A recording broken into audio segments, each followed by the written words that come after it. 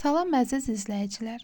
Bugün sizlərlə tam təbii ev üsulu ilə hazırladığım qırmızı biber tomatının reseptini bölüşəcəm. Qırmızı biber tomatı qış hazırlıqlarının ən ləzzətli və xeyirli hissəsidir.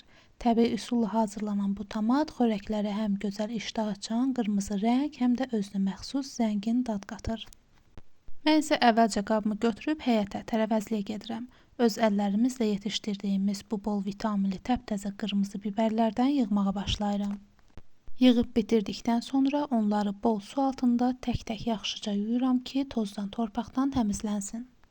Yuyulmuş biberləri tən ortadan təmizləyib içindəki tumları və saplaq hissələrini tamamilə çıxarıram. Bu qayda ilə hamısını səliqəli şəkildə kəsib hazırlayıram. Kəsib bitirdikdən sonra bir dəfə də bol su ilə yaxşıca yuyuram. Təmizlənmiş biberləri bişirəcəyim böyük qazana əlavə edirəm.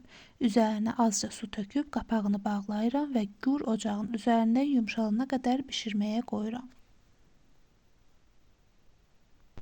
Və gördüyünüz kimi artıq biberlərimiz gözəl şəkildə qaynayır.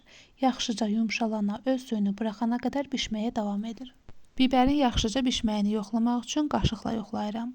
Biberlər artıq tam yumşalıb pürə halına gəlməyə hazırdır. Biberləri gətirib aş üstünə tökürəm.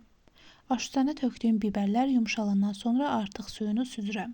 Biraz soyuduqdan sonra qabıqlarını rahatca soyuram ki, pürəmiz tam hamar və ipək kimi alınsın. Qabığını təmizlədiyimiz biberləri qaşıqla və ya əlimizlə süzgəcdən yaxşıca keçiririk. Bu üsulla toxumları və qalan sərt hissələri ayrılır, geriyə tam pürə halında kütlə qalır. Süzgəcdən keçirdiyimiz o hamar al qırmızı biber pürəsini bişirəcəyimiz qazana əlavə edirik. Göründüyü kimi tam hamar və ipək bir qarışım alındı. Qazı orta xodda qoyub tomatı bişməyə qoyuram. Artıq pürəmiz yavaş-yavaş qaynayır. Ara sıra qarışdırırıq ki, dibi tutmasın. Gördüyünüz kimi artıq biber tomatının suyu tamamilə çəkildi, yaxşıca qatılaşdı və hazır oldu.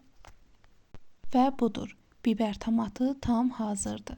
Baxın, necə al qırmızı, qatı və ləzzətli bir biber tomatı alındı. Həm rəngi, həm qoxusu, həm də dadı tam yerindədir. Qışda yeməklərimizə həm bənzərsiz ləzzət, həm də gözəl rəng qatacaq. Siz də mütləq sınayın. Mən biber tomatını bu üsulla hazırladım. Hazırlayacaq olan hər kəsə nuş olsun. Videonu bəyənməyi və kanalıma abunə olmağı unutmayın. Növbəti reseptlərdə görüşənədək.